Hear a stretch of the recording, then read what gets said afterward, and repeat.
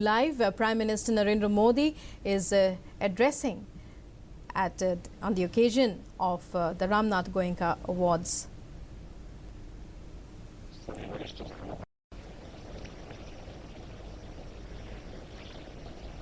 आज जिन लोगों को अवार्ड प्राप्त हुआ है उन सबको मेरी तरफ से बहुत बहुत बधाई। और बहुत से लोग होंगे जो शायद अवार्ड तक नहीं पहुंचे होंगे, अवार्ड तक लेकिन बहुत करीब होंगे। मैं उनको भी बधाई देता हूं ताकि ये सिलसिला चलता रहे। हर किसी का कलम, हर किसी की सोच, हर किसी के शब्द, उसकी मेहनत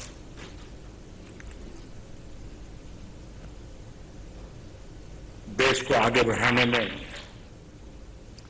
किसी न किसी प्रकार से योगदान देती रहे।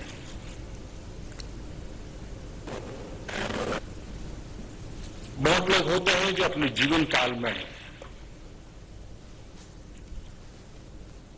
अपने क्षेत्र में जगह बनाते हैं। कुछ लोग होते हैं जो अपने जीवन काल में अपने कार्यक्षेत्र से भी बाहर अपनी जगह बनाते हैं, लेकिन बहुत कम लोग होते हैं जो अपने जीवन काल के बाद भी अपने क्षेत्र में, अपने क्षेत्र की परिधि में अपना स्थान बनाते हैं, अमरत्व को प्राप्त करते हैं, और वो नाम है रामनाथ गोयनका जी का। ये मेरा सौभाग्य रहा कि मुझे रामनाथ जी के दर्शन करने का अवसर मिला था। वे गुजरात आए थे।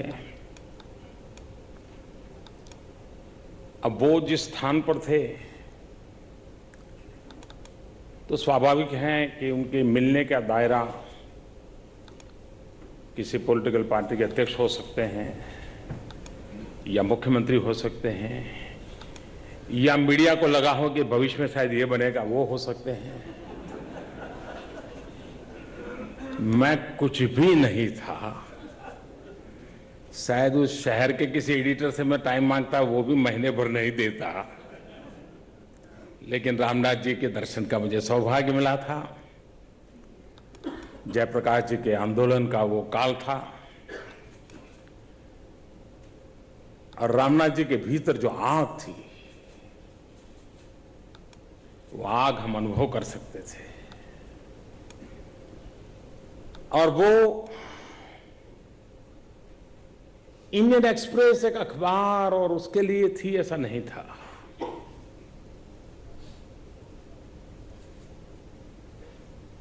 उनको जो अखबार के माध्यम से अभिव्यक्त होता था, उससे भी संतोष नहीं होता था।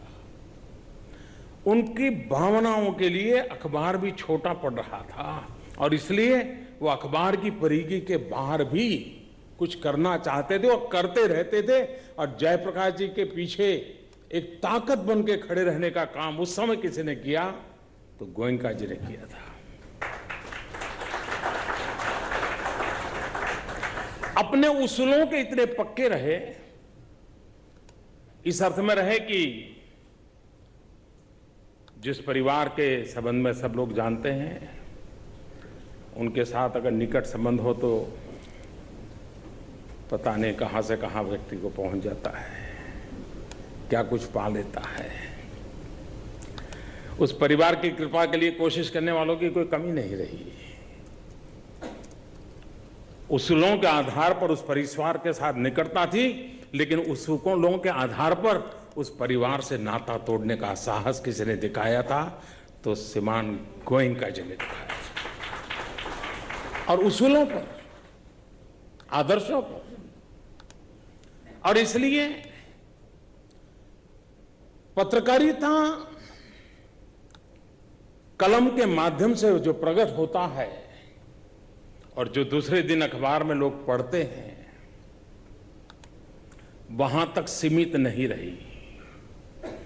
और भारत का पूरा इतिहास देखे, मुझे मालूम नहीं कि आज जर्नलिज्म के स्टूडेंट के सिलेबस में क्या क्या होता है, लेकिन अगर हम भारत की पत्रकारिता के इतिहास को देखें, उसकी पूरी विकास यात्रा आजादी के आंदोलन की विकास यात्रा से जुड़ी हुई थी। इस देश का आजादी का कोई आंदोलनकार ऐसा नहीं था जो किसी न किसी अखबार से जुड़ा हुआ ना हो।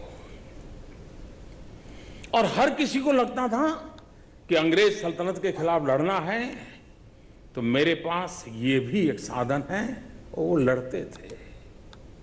और ज्यादातर पत्रकारिता के क्षेत्र के द्वारा सेवा का भाव से देश के आजादी के आंदोलन को चलाने वाले लोगों को कई वर्षों तक जेलों में जिंदगी काटनी पड़ी थी, लेकिन उन्होंने लड़ना नहीं छोड़ा था। और हमारे देश के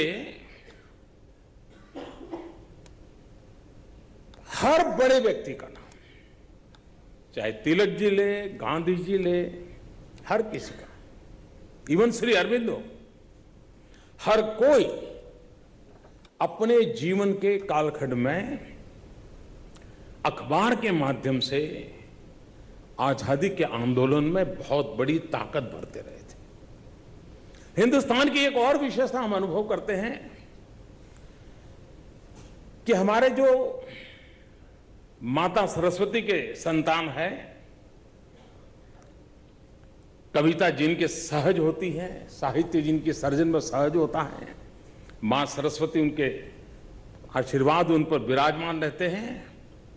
लेकिन एक कालखंड था कि भारत के करीब करीब सभी बड़े साहित्यकार पत्रकारिता से जुड़ना पसंद करते थे, और पत्रकारिता से नहीं जाते, वो कविता से भाव तो जगाते थे, लेकिन पत्रकारिता से वो जोम भरते थे, आंदोलन के लिए प्रेरित करते थे।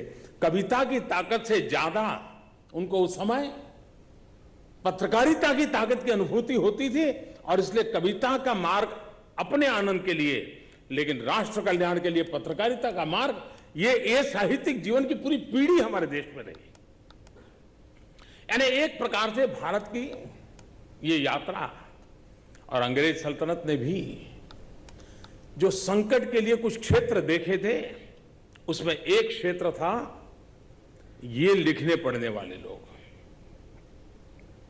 और उनको लगता था कि ये है जो उनके खिलाफ हमने कोई न कोई व्यवस्थाएं करनी चाहिए, लड़ाई लड़नी चाहिए। देश आजाद हुआ, आजादी के बाद भारत की लोकतंत्र को मजबूत बनाने में,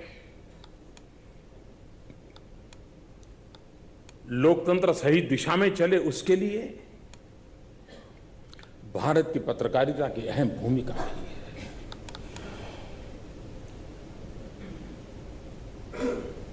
किसी की आलोचना के लिए नहीं, किसी को बुरा भला कहने के लिए नहीं, लेकिन हम जानते हैं, मान लीजिए कोई बड़ा एपिडेमिक आ गया, बीमारी आ गई कोई, तो हर कोई पहले वाली बड़ी बीमारी को याद करता है कि भाई उस समय ऐसा ऐसा हुआ था, क्योंकि फ्रॉम नोन टू अननोन जाना सरल होता है। और इसलिए लोकतंत्र पे क्या खतरे हो सकते हैं और कैसे खतरे महत्व रखते हैं, इसको समझने के लिए भारत में इमरजेंसी का काल बहुत उपयोगी है। अगर इमरजेंसी की बात कहते हैं, कुछ लोगों को बुरा लगता है, उसको वो राजनीतिक तराजू से देखा जाता है। मैं समझता हूं राजनीति का पीरियड समाप्त हो चुका है। आज निष्पक्ष भाव से उसकी मीमांसा, मैं आलोचना शब्द प्रयोग नहीं कर रहा, मीमांसा शब्द प्रयोग कर रहा हूं, ये हर पीढ़ी में होते रहनी चाहिए, ताकि इस देश में ऐसा कोई राजपुरुष पैदा न हो कि जिसको इस प्रकार का पाप करने की इच्छा तक पैदा हो। ये हम जो इस बिरादरी के लोग, हम जिस बिरादरी के लोग हैं, उनको बार बार चौकन्ना रखने के लिए भी आपातकाल याद रखना बहुत जरूरी है। ये भी सही है कि उस समय जिस मीडिया से दुनिया डरती थी, ऐसा कहते हैं, जो मीडिया के सामर्थ्य की चर्चा होती थी, लेकिन उस कालखंड ने दिखा दिया था भाई, ये जो सुनते थे देखते थे ऐसा नहीं है, कुछ और है। बहुत कम बिरले निकले थे, बहुत कम, जिन्होंने आपातकाल को चुनौती देने का रास्ता चुना था, और उसका नेतृत्व रामनाथ गोयनका जी ने किया था, इंडियन एक्सप्रेस ने किया था, और बेफिक्र होकर के किया था। मैं समझता हूं कि ये इतिहास के पन्ने लोकतंत्र की रक्षा के लिए आवश्यक है। लोकतंत्र को हर समय, हर युग में शार्पन करने की आवश्यकता होती है। आज अपनी अपनी जगह पर मैं समझता हूं शायद पिछली पूरी शताब्दी में मीडिया को जो चुनौतियां नहीं थी, वो चुनौतियां आज है। शायद पिछली पूरी शताब्दी में कभी नहीं रही होगी, और उसका मूल कारण टेक्नोलॉजी है। टेक्नोलॉजी ने बहुत बड़ी चुनौती खास करके मीडिया के लिए पैदा की है। पहले खबरें 24 घंटे के बाद भी आती थी तो भी खबरें खबर लगती थी। आज 24 सेकंड भी बीत जाए, अच्छा तुझे पता नहीं है, अरे ऐसा हो गया था, उसके हाथ में सब तो टेलीफोन में है, मोबाइल फोन पे है, दुनिया के किसी कोने के पता होता है कि हाँ ये खबर है। मैं नहीं मानता हूं, जब टीवी मीडिया आया तो सरकारें बड़ी परेशान थी कि एक जगह पे टीवी पे खबर आ जाए, सरकार को जो रिस्पांस टाइम चाहिए, मानो एपिडेमिक आया तो डॉक्टर को मोबिलाइज करना होगा, या कहीं कुछ दंगा हो गया तो पुलिस को भेजना होगा, मीडिया उतना टाइम नहीं देता है। उसके लिए तो खबर है, ब्रेकिंग क्या मालूम नहीं लेकिन उसको भी कोप अप करने के लिए सरकारों का सामर्थ्य नहीं बना। उसके पहले सोशल मीडिया आ गया, जो फ्रिक्शन ऑफ सेकंड। पहले पत्रकारिता, कुछ पढ़ाई लिखाई करके आए हुए लोग, किसी व्यवस्था में जुड़े हुए लोग, आज कुछ नहीं साहब, गांव का आदमी भी उसको ठीक लगा फोटो निकाल देता है, डाल देता है और इसके कारण लोगों के पास खबरें बहुत हो गई है, और इस स्थिति में क्रेडिबिलिटी ये बहुत बड़ी बात बन गई है। आदतन सुबह लोग अखबार उठाते हैं, ये आदत है, चाय पीने की जैसे आदत वैसे अखबार उठाने की एक आदत है। वो कितना ही टीवी पे खबर देखी होगी, लेकिन एक बार तो उठाएगा। लेकिन अब वो खबर पढ़ता नहीं है, वो वेरीफाई करता है कि कल मोबाइल पे देखा था वो है कि दूसरा है, और फिर वो हिसाब लगाता, अच्छा भाई चलिए 2 रुपया गया आज का। और इसलिए मैं समझता हूं कि चुनौती बहुत बड़ी है, और इस चुनौती को हम कैसे कोप अप करेंगे। लेकिन इसके साथ साथ हमें अनुभव भी आता है कि देश में कैसी कैसी टैलेंट है, कैसी संवेदनाएं से भरा हुआ मानव समूह है। हर छोटी चीज को कितनी बारीकी से वो एनालिसिस करके देखता है। मुझे बराबर याद है, मैं गुजरात में सीएम था, तो कभी कभी ये नेता लोगों की एक बात तो अखबारों में छपती रहती है, हर किसी की छपती है, साल में 1 बार, किसी की 2 बार, तो किसी की 10 बार छपती है कि ये वीआईपी कल्चर और इतना गाड़ियां लेकर के जाते हैं और दिखना फलाना, और बड़ा इंटरेस्टिंग विषय रहता है। वो कुछ खबर नहीं होती तो रेडीमेड मिल ही जाती है। हम भी पढ़ते थे, मैं भी हमारे अफसरों से कहता, क्या है यार, क्या देर लेकर के चलते ना, ऐसा बोले ब्लू बुक में लिखा हुआ है, हम उसको कॉम्प्रोमाइज नहीं कर सकते। हम भी उनको समझा नहीं पा रहे थे। लेकिन एक बार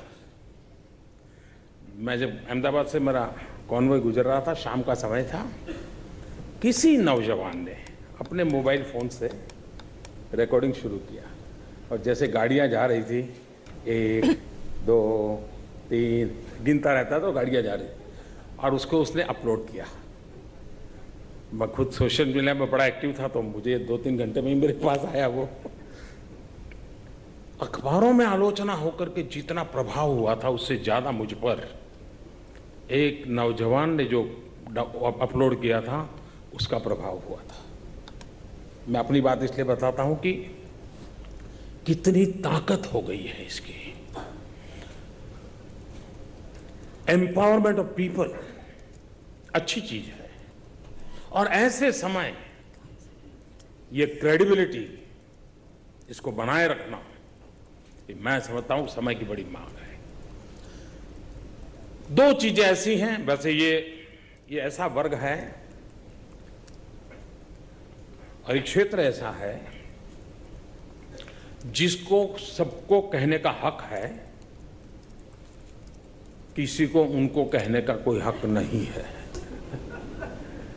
और कह दिया तो फिर क्या होगा मैं भी जानता हूं, आप भी भली भांति जानते हैं। वैसे मैं मीडिया का जीवन भर शुक्रगुजार रहूंगा, और ना मुझे कौन जानता था।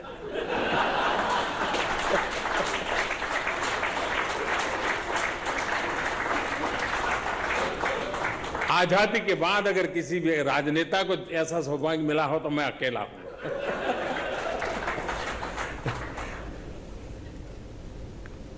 इसलिए 2 चीजें मेरे मन में हमेशा रहती हैं और मैं चाहूंगा कि कोई सोचे। देखिए, दुनिया बदल चुकी है, सिर्फ इकोनॉमी ग्लोबलाइज हुई ऐसा नहीं है, पूरी जिंदगी ग्लोबलाइज हो चुकी है। पूरी दुनिया इंटरकनेक्टेड है, इंटरडिपेंडेंट है। क्या कारण है कि पूरी दुनिया का जो मीडिया वर्ल्ड है उसमें भारतीय मूल का कोई स्थान नहीं है। आज भी कुछ लोग मिलते, अरे मैंने बीबीसी पे सुना था, अब अल जजीरा तक पहुंचा है मामला। CNN, BBC, अल जजीरा। इस फील्ड के लोगों ने इस चुनौती को समझना चाहिए। भारत के मूल का एक विश्व स्तर का, और हम दुनिया में अगर एक प्लेयर है तो हमारे हर पहलू का प्रभाव विश्व में पैदा होना चाहिए, सपना होना चाहिए। किसी को बुरा लगे या ना लगे मुझे नहीं लगता, मुझे लगता है मेरे देश का प्रभाव होना ही चाहिए। हमारे अंदर बहुत ताकत है। जैसे मैं देखो, अभी एनवायरनमेंट पे अवार्ड मिला तो मैंने विवेक को पूछा, मैंने कहा विवेक ये पॉल्यूशन पर रिपोर्टिंग है कि एनवायरनमेंट पे है? ऐसे मैं मजाक में पूछ रहा था। आज पूरी दुनिया जो ग्लोबल वार्मिंग और एनवायरनमेंट की चर्चा करती है, भारत की रगों में प्रकृति के साथ जीना कैसे, प्रकृति का महात्मा क्या है, प्रकृति के सामर्थ्य को स्वीकार करना, ये हमारी रगों में है। अगर हमारे पास इस लेवल का दुनिया में कोई मीडिया होता तो हम विश्व को समझा देते कि बर्बादी का कारण आप हैं, बचाने के लिए हमने अपने आप को बर्बाद किया है, हमने अपने आप को नुकसान झेला है। यही तो महात्मा गांधी साबरमती के तट पर रहते थे। नदी उस समय तो पानी भरा रहता था 1930s में, लेकिन गांधी जी को कोई पानी का गिलास देता था, वो कहते थे भाई आधा लाओ, आधा उस मटके में वापस डालो, पानी बर्बाद मत करो। नदी बह रही है, नदी के किनारे पर बैठे थे। प्राकृतिक संसाधनों की रक्षा ये हमारी रगों में है। ये देश ऐसा है जो बचपन में बच्चों को सिखाता है कि बेटे बिस्तर से पैर नीचे रखते हो तो पृथ्वी मां की क्षमा मांगो कि तुम अपना पैर पृथ्वी पर रख रहे हो। ये हमारे संस्कार। मां कितनी ही पढ़ी लिखी हो, बच्चे को कहती है ये सूरज है तेरा दादा है, ये चांदा है तेरा मामा है, पूरा ब्रह्मांड तेरा परिवार है। ये हमारे यहां रगों में भरा गया है क्यों न हम दुनिया को ग्लोबल वार्मिंग से बचाने के लिए हमारे पास हो पत्रकारिता की ताकत हो, हमारे पास कोई ग्लोबल इंस्टीट्यूशन हो कि हम दुनिया को कहें कि भाई रास्ता यही है। देने के लिए बहुत कुछ है, उस दिशा में हम कुछ कर सकते हैं क्या? और मैं मानता हूं कि शायद कोई न कोई तो निकलेगा, और ये सरकारी नहीं होना चाहिए, सरकार तो बिल्कुल नहीं होनी चाहिए। और जैसे विनोबा जी कह रहे थे हमेशा, जो मंत्र मुझे हमेशा अच्छा लगा, विनोबा जी शब्दों के खेल खेलने में बड़े माहिर थे और मुझे बहुत अच्छा लगता था विनोबा जी को सुनना, पढ़ना। उन्होंने एक जगह भी लिखा था, असरकारी असरकारी, शब्द वही है, असरकारी असरकारी, इफेक्टिव। ऐसा हमारा एक सपना होना चाहिए कि दुनिया में हम भी उस लेवल के मीडिया वर्ल्ड में हमारी जगह होनी चाहिए। और शायद जो मीडिया वर्ल्ड के लोग रिसर्च करते होंगे उनको मालूम होगा, दुनिया के जो सभी टॉप कंट्रीज हैं वे आजकल एक काम में लगे हुए हैं, फाइनेंस बजट व्यवस्था करते हुए, कि इस लेवल की कम्युनिकेशन एजेंसियां कैसे तैयार हो। सरकारों की सरकारें लगी हुई है, क्योंकि हर एक को लगता है कि भाई ये ग्लोबलाइज इकोनॉमी सिर्फ नहीं है, ये सारी दुनिया इस प्रकार से शेप ले रही है, उसमें हमारा टिकना बहुत जरूरी है। एक अवसर भी है, चुनौती भी है, उस पर हमने सोचना चाहिए। दूसरा, सरकारों की आलोचना जितनी हो उतनी ज्यादा अच्छी है, तो उसमें मुझे कोई प्रॉब्लम नहीं है, तो कोई रिपोर्टिंग में गलती मत करना। लेकिन भारत विविधताओं से भरा हुआ देश है, विशेषताओं से भरा हुआ देश है। देश की एकता ये हमारी प्राथमिकता होनी चाहिए। अगर हम इसमें थोड़ा सा भी कॉम्प्रोमाइज करेंगे तो आपके लिए खबर है और छपने के तुरंत बाद आप दूसरी खबर की खोज में लगे हो, लेकिन कभी कभी वो ऐसे गहरे घाव कर देती है। इसका मतलब ये नहीं है कि ये पाप और लोग नहीं करते, हो सकता है आप लोगों से ज्यादा हम करते हैं, हमारी बिरादरी वाले, लेकिन ये चिंता का विषय है कि हम देश की एकता को बढ़ाने वाली चीजों पर बल कैसे दें। मैं उदाहरण देता हूं, और मैं गलत हूं तो मुझे यहाँ काफी लोग ऐसे बैठे हैं कि अभी तो नहीं कहेंगे, महीने की बात करेंगे। पहले कोई एक्सीडेंट होता था तो खबर आती थी कि फलाने गांव में एक्सीडेंट हुआ, एक ट्रक एक और साइकिल वाला इंजर हो गया, एक्सपायर हो गया। धीरे धीरे बदलाव आया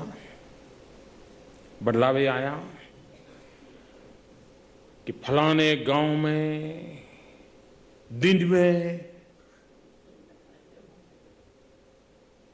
रैश ड्राइविंग के द्वारा शराब पिया हुआ ड्राइवर निर्दोष आदमी को कुचल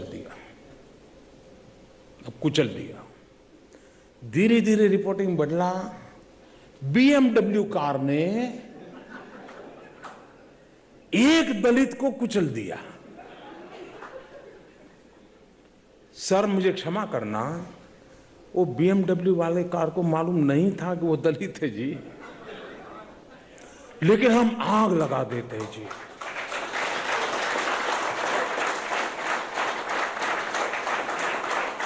एक्सीडेंट का रिपोर्टिंग होना चाहिए। अगर हेडलाइन बनाने जैसा तो हेडलाइन बनना चाहिए।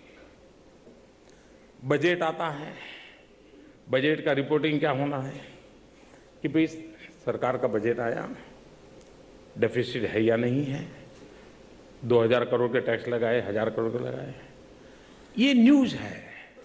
लेकिन हमें न्यूज नहीं पढ़ने हुए, हमें व्यूज मिलता है, मोदी सरकार का कमर तोड़ बजट,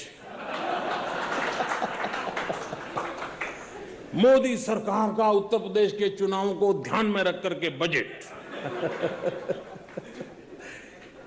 खैर, ये बातें तो आप भी समझते हैं, मैं भी समझता हूं, लेकिन ये कोई आलोचना के लिए नहीं है। हमारे लिए बहुत आवश्यक है कि इतने बड़े देश को सरकारों से नहीं चलता है जी। जितनी संस्थाएं देश को एकजुट रख सकती हैं, जितनी संस्थाएं देश को आगे बढ़ा सकती हैं, हम सब मिलकर करेंगे। कोई कारण नहीं है हमारा देश पीछे रह सकता है, कोई कारण नहीं है।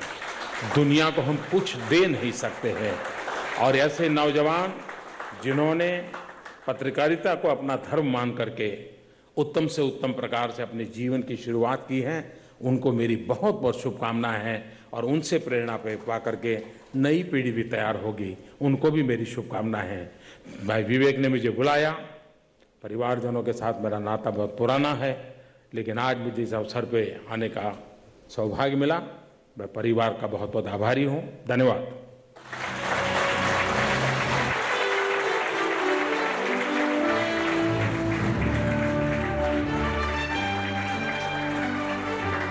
Thank you very much.